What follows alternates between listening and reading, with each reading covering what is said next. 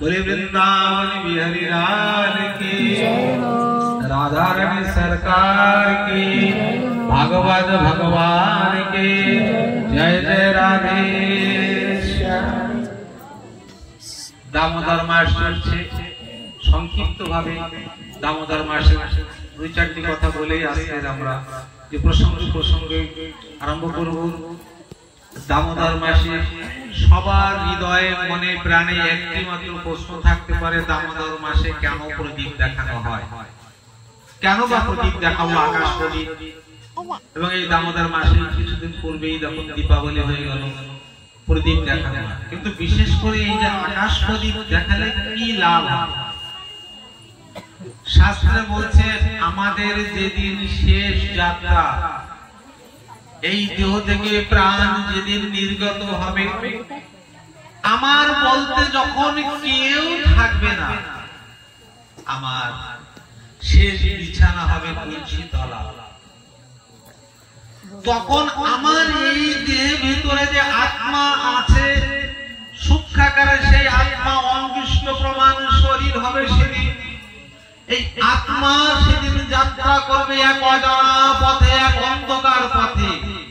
তাই এই কার্তিক মাসে প্রদীপ দেখাতে হলে বলতে হয়, গোবিন্দ না জানি জীবনে কত ভুল করেছি, কত অন্যায় পথে চলেছি, তোমার নাম, তোমার ভজন, তোমার ব্রত, তোমার জপ, তোমার তপ ঠিক মতো করতে পারিনি। আজ আমি তোমার সম্মুখে প্রদীপ দান করছি। একদিন আমার জীবনে অন্ধকার নেমে আসবে, আমি জানি নিশ্চয়ই। অদ্য বা অদ্য শতান্তে মৃত্যুর ওই প্রাণী নাম ধ্রুবম।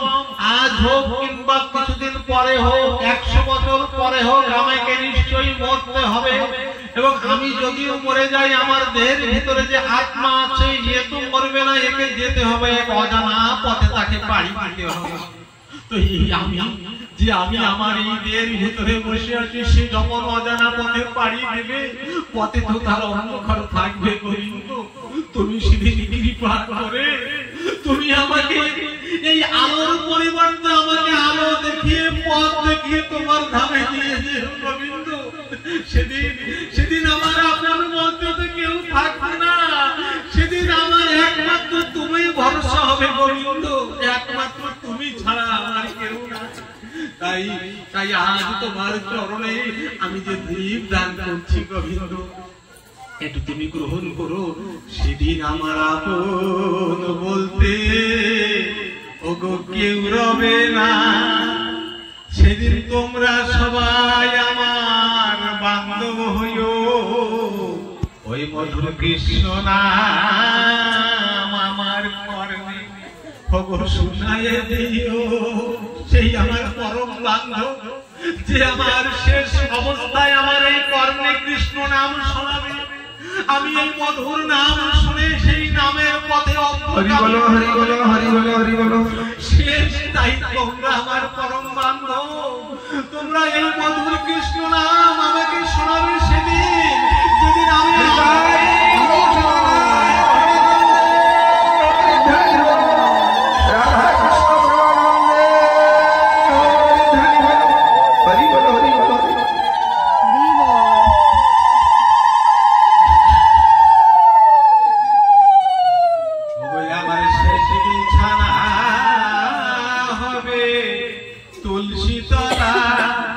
পড়ে রবে আমার ঘরের সব কয়তালা, ওই আমার শেষ বিছানা হবে তুলসী তলা।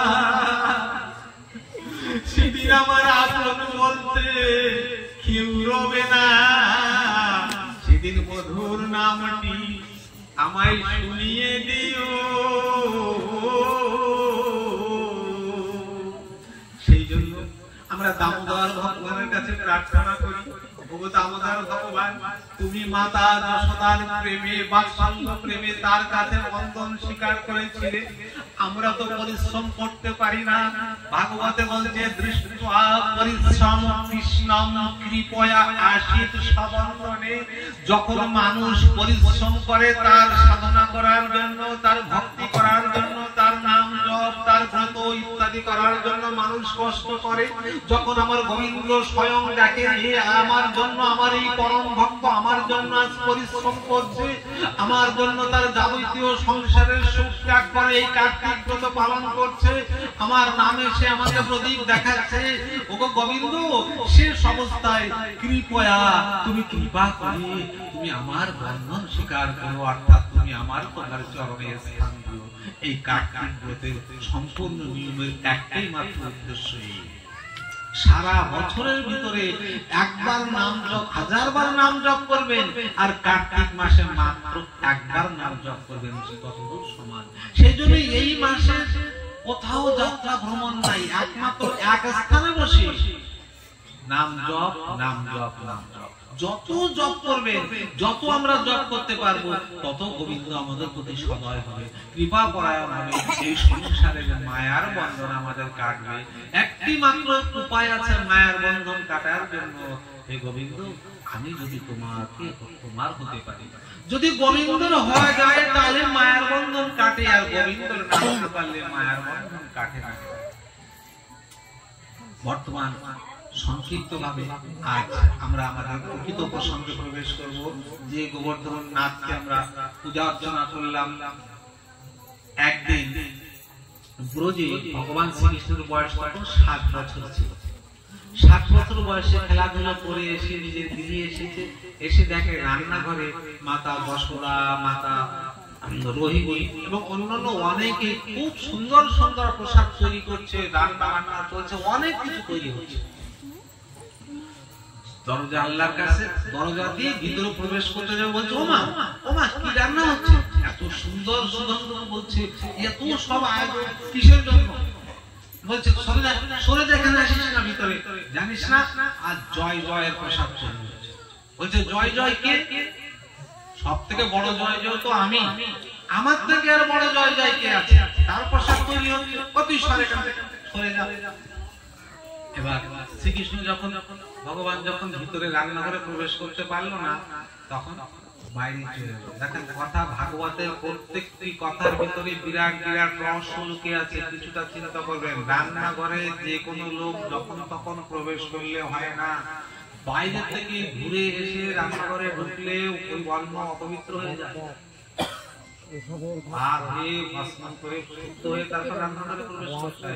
ঘরের প্রত্যেক ঘরের রান্নাঘর আর ঠাকুর ঘরে এই দুইটা হচ্ছে বড় জিনিস। এই দুইটা যার পবিত্র তার সাধন ভজন, যার রান্নাঘর অপবিত্র তার সাধন ভজনে কাজ নাই, এই দুইটা জায়গা পবিত্র রাখে।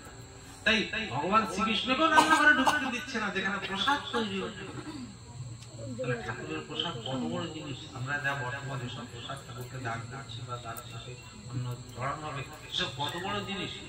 যারা যেসব প্রসাদ তৈরি করছে কোনো কথা নয়, সম্পূর্ণ মুখে বেঁধে দিয়ে যেন মুখের থেকে নিঃশ্বাস কিংবা কোনো ওই প্রসাদে না লাগে, তাহলে অন্য দোষ হয়। আর যে মানুষটা প্রসাদ তৈরি করে তার ক্ষতি, তার বিরাট যে প্রসাদ তৈরি করে। অন্য যারা জানে না, অজানে প্রসাদ পায়, সে তো আর দেখছে না, কিন্তু যে প্রসাদ করছে যদি তার ভুল হয়, এজন্য তার অনেক শাস্তি পাওয়া যায়, পুরো শাস্ত্র লেখা। তো ভগবান যখন সেখানে সুযোগ পাইল না, এবার কোথায় চলে গেল? নন্দ মহারাজ, নন্দ, উপানন্দ এবং অন্যান্য আরো পাত্র মিত্র অনেকেই বসে এক জায়গায় বসে তারা কল্পনা করছে যে কিভাবে এই আজ বড় অনুষ্ঠান করা যায়। অনুষ্ঠানটা কিসের অনুষ্ঠান? দেবরাজ ইন্দ্রের পূজা। ইন্দ্রের মানে জয় জয় বলা হয়, ইন্দ্রের পূজা করার জন্য এত আয়োজন চলছে। ইন্দ্র কি করে? বর্ষা করে প্রতি বছর, ফসল আদি উৎপন্ন হয়, কুয়া পুকুর ইত্যাদিতে জল হয়, মানুষ জল পান করতে পারে, এই জন্য প্রতি বছর ইন্দ্রের পূজা করে। এই পদ্ধতি চলে আসছে সেই সত্যযুগ থেকে ত্রেতা যুগ, এই দ্বাপর যুগের শেষ পর্যন্ত চলে এসেছে। এবার আমার গোবিন্দ নিজের পিতার কাছে যে বলছে, পিতা মার কাছে যে জিজ্ঞাসা করলাম, মা এত আয়োজন কিসের জন্য, কিসের প্রসাদ তৈরি হচ্ছে, তো মা আমাকে দূর দূর করে তাড়িয়ে দিয়ে বলো না কিসের প্রসাদ, কিসের পূজা? বলছে দেখ বাবা, আমরা ইন্দ্র মহারাজের পূজা করি। ইন্দ্র বর্ষা করে, ইন্দ্রকে পূজা করলে, সন্তুষ্ট করলে ইন্দ্র আমাদেরকে সময় মতো বর্ষা করে, আর সময় মতন বর্ষা হয় বলে আমরা ফসল করতে পারি, আর আমাদের ঘরে গৃহে অন্ন গোলা বোঝায় অন্ন থাকে, আমরা খেতে পারি। তখন ভগবান শ্রীকৃষ্ণ আগে নন্দ মহারাজ ভগবান শ্রীকৃষ্ণকে বলছে, পর্জন্য ভগবান ইন্দ্র মেঘাস্তস্মাৎ আত্মমূর্তয় তে অভিবর্ষন্তি ভূতানাম প্রাণিনাম জীবনম পয়। দশম স্কন্ধের 24 অধ্যায়ের 8 নম্বর শ্লোক।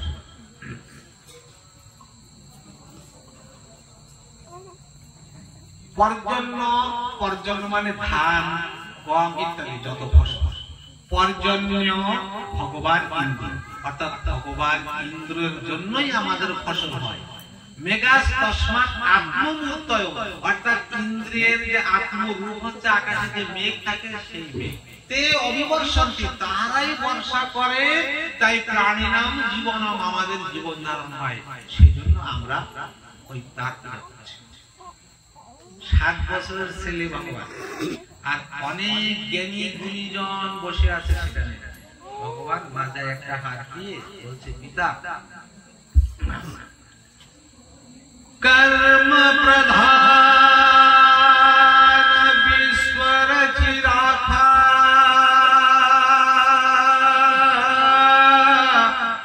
जो जस करे तस फल चाखा।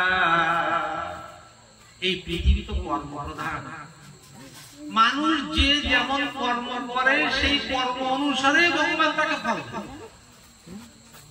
ভগবানের, ইন্দ্রের কিংবা কোন দেব দেবীর এমন কোন ক্ষমতা নেই যে ওই মানুষ কর্ম করবে না তাকে ভালো ফল দেবে। দৈব দৈব আলসি পুকারা, আলসি লোক সে খালি ভগবান আমার কর্ম হবে, আমার ভাগ্যে করে দেবে। ভগবান বলছে, বাবা আপনি ঘরের ভিতরে ঢুকুন, ঢুকে ভিতর দিয়ে তালা বন্ধ করে দিয়ে চাবিটা জানলা দিয়ে বাইরে ফেলে, আর ভগবানকে ডাকেন, ভগবান যদি আসে আমার জন্য খাবার নিয়ে আমি খাবো, না খাবোই। যদিও ভগবান আপনার ডাকে সন্তুষ্ট হয়, এসে দেখবে ভিতর দিয়ে তালা বন্ধ, ওইখান থেকে ফিরে যাবে। মূর্খের মতন ভগবানের উপরে নির্ভর করে বাঁচিস, থাকতে না ভালো করে বুঝে ভগবান শ্রীকৃষ্ণ কি বুঝাতে চাচ্ছে। আমাদের কপালে ঘর বাড়ি ধন সম্পদ উঁচু বলে জন্ম, জ্ঞানী গায়ক হওয়া, বাদাম গাড়ি, যা কিছু সব কর্ম নিয়ে ভগবান আমাদের দিয়েছে। কোনো কিছু ভগবান কাউকে এক্সেস দেন, কাউকে দেন। যে যেমন কর্ম করে সেই কর্ম অনুসারে তাকে ফল দেয়। তো বলছে কর্ম অনুসারে যদি ফল দেয় তাহলে ইন্দ্রকে দেখার কি দরকার? আমরা যদি কর্ম করি আমরা ফল পাবো, ইন্দ্রকে পূজা করার কি দরকার? এক গোপ বলছে, বৃদ্ধ গোপ, 60 বছরের কথা বলছে, খুব সুন্দর কথা বলছে। তো বলছে আজকে থেকে এই পুজো করতে হবে। পূজা যদি করতে হয় আমরা আমাদের কিছু উপকার করছে কি, গোবর্ধন পর্বত, যার পালহটিতে আমাদের গাভীরা চরে এবং বাইরের দূষিত জল আমাদের এই অঞ্চলে আসতে পারে না, আমরা শুদ্ধ জল পান করতে পারি। আমাদের দরকার হচ্ছে একই সমাচার। সেই জন্য ভগবান বলছেন, অস্তি চেদি সরবর্চি ফল রূপস্য কর্মণাম কর্তরম ভজতে সবি অবিন্যাহ কর্তব্যপ্রভুর হিসাব। যদি কোনো মানুষ কর্ম না করে, কোন প্রভুর এমন কোন ক্ষমতা নাই তাকে কিছু ফল দাও যদি কর্ম না। সেই জন্য আমরা গোবর্ধন পর্বতকে পূজা করি। বলছে বাবা গোবর্ধন পূজা যদি করি তো আমাদের কোনো অনিষ্ট হতে পারে। ও আমরা যদি বোঝার কথা, নন্দ মহারাজ বলছে আমাদের অনিষ্ট হতে পারে, তো বলছে আমরা যদি কোনো অপকর্ম না করি আমার অনিষ্ট হবে কেন? কর্ম অনুসারে তো ফল দেবে, আমি অপকর্ম করবো না, আমাদের অনিষ্ট হবে না। বিনা অপকর্মে তো এক গোপ বলছে লালা ঠিক আছে তোর কথা মতো আমরা গোবর্ধন পূজা করলাম, সবাই ফুল দুধ ইত্যাদি যেমন আমরা পূজা করলাম নানান সব বস্তু নিয়ে গোবর্ধন পূজা করলাম, কিন্তু আমাদের তিনটি শর্ত আছে। কি কি তোমাদের শর্ত? আমরা মন্ত্র জানি না, আমরা গবার মানে মূর্খ, আমরা ভাঙা চোরা মন্ত্র ফন্ত্র বলে যা দিয়ে পূজা করবো তোমার এই গোবর্ধন কিন্তু সন্তুষ্ট হতে হবে। ভালো করে বুঝছেন, এই গোবর্ধন পূজার একটা লাভ আছে না, এই যে আমরা যেসব মন্ত্র বললাম শুনলেন, যদি তো ভুল ভাট পাই এই পূজা দোষ হবে, কিন্তু অন্য দুর্গা পূজায় কালী পূজায় একটা মন্ত্র যদি আকার রসিকার বিসর্গ ভুল হয়, বিসর্গ যেমন নমর কারেক্ট উচ্চারণ নামাহ, বিসর্গ হলে হওয়ার মতন উচ্চারণ, উচ্চারণ একটু ভুল হয় তাহলে উচ্চারণ করবে তার প্রতি বিরাট ক্ষতি।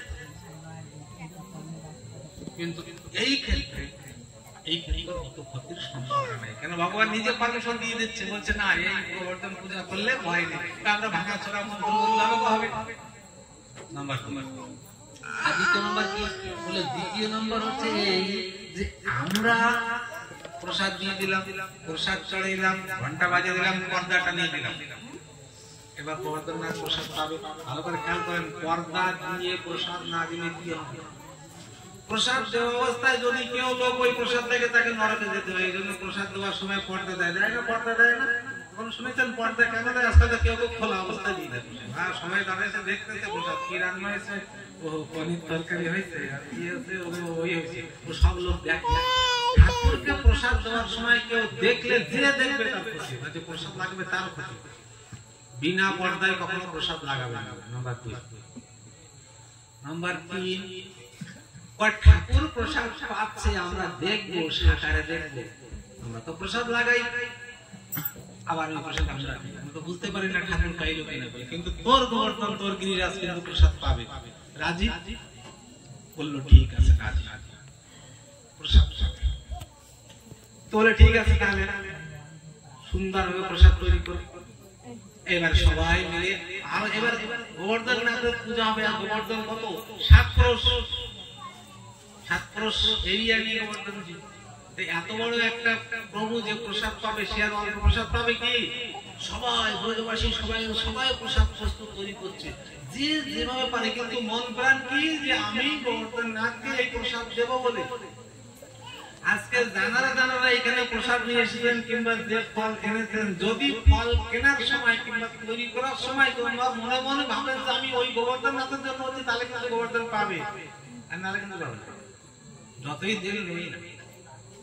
এই জন্য তৈরি করার সময় বারবার ভাবতে হবে যে আমি গোবর্ধন নাথের জন্য প্রসাদ তৈরি করছি। যে অন্য যে মা কিংবা যে যারা অন্য প্রসাদ তৈরি করছে, অন্য প্রসাদ তৈরি করার সময় প্রথম টু শেষ পর্যন্ত ভাবতে হবে যে আমি গোবর্ধন নাথের জন্য প্রসাদ তৈরি করছি, আমি এইসব এই গ্রামবাসী কারোর জন্য তৈরি করছি না, এরা খাইলে দিল না খেলাম, আমার দরকার গোবর্ধন নাথ প্রসাদ। আর আমরা তো খাইতে আসি না, আমরা ওই গৃহে খাই, আমরা কি খাইতে আসছি? ভগবান যে প্রসাদ দেবে তার প্রসাদ খাইতে আসছি, আমরা ওই অন্য খাইতে আসি না, যা রান্না করবো আমরা খাবোই। আমরা কি পাবো? ওই প্রসাদ যা চরণ হবে ওই প্রসাদই আমরা পাবো। একই কথা ঘুরে ঘুরে বুঝতে গেলে, কিন্তু এর ভিতরে মনটা লাগানো আছে, সেই জন্য একটু ঘুরে বুঝতে হবে। সবাই প্রচন্ড পরিমাণে তৈরি করলো, গরুর গাড়িতে করে করে নিয়ে সবাই সকালে নিয়ে ওই গিরিরাজে পৌঁছে গেছে। এবার নিয়ম আছে, নিয়ম কি? অভিষেক করতে হলে আগে ধোয়ানো লাগবে। তো যমুনা নদীর থেকে ওইখান থেকেও 7 ক্রোশ দূর, তো সবাই ব্রজবাসী গরুর গাড়ি করে বড় বড় সব মটকা ভর্তি করে করে জল নিয়ে যাচ্ছে। জল নিয়ে যে ওইখানে এই করতে করতে করতে করতে অপরাহ্ন হয়ে গেছে। তো লালাকে বলছে, যে লালা সেই সকাল থেকে জল বয়ে বয়ে ঢালছি, তো এখনো তো গোবর্ধন নাথের নখ পর্যন্ত ভিজে নাই, তো কি করে স্নান করানো? স্নান না করানো হলে পূজা করা যায় না। অভিষেক করতে গেলে, পূজা করতে গেলে ফুলের মালা আগে স্নান করানো লাগে, হচ্ছে না তো। কতবার যাবো? সকালবেলা সবাই চোখ বুঝো, সবাই চোখ বুঝেছে। ভগবান সঙ্গে সঙ্গে মানসী গঙ্গাকে আবাহন করেছে। বলে মানসী গঙ্গা কি, মানসী গঙ্গা কি। সঙ্গে সঙ্গে যত তীর্থ ছিল, গঙ্গা, গোদাবরী, কাবেরী, নর্মদা, সিন্ধু, সব জলে অস্মিন সন্নিধি গুরু, সব ওই মানসী গঙ্গার ভিতরে সাহায্য। চক্ষুও খুলে দেখে সেখানে বিরাট সঙ্গে সঙ্গে জল নিয়ে সম্পূর্ণ পর্বতটাকে গোবর্ধন দিকে সবাই সুন্দর ভাবে স্নান করালেন। সুন্দর ভাবে স্নান করানো হওয়ার পরে এবার এই আমরা যা যা এখানে করলাম, এই সব এই নীতি 21 কিলোমিটার রাস্তা রাজস্থান দিয়ে, রাজস্থান বর্ডার করতো, গোবর্ধন পর্বতের এক সাইডে রাজস্থান, এক সাইডে উত্তর প্রদেশ, রাজস্থান হয়ে আসা লাগে এসব কিছু। তো এই পরিক্রমা করতে হলে এতগুলো টাইম লাগবে। জানারা এই 108 মারা নিচ্ছে, 108 বা কত হাজার জীবন চলে যাবে, কিন্তু ওই পরিক্রমা দিলে তার সারা জীবনের কাজ শেষ, ভগবানের নামে সে হয়েছে। এত সুন্দর জিনিস এইরকম পরিক্রমা। তো এবার একটু আমরা নাম ধরেন, পথে হাঁটতে হবে, সেই নাম, সেই সুরের নাম ধরেন।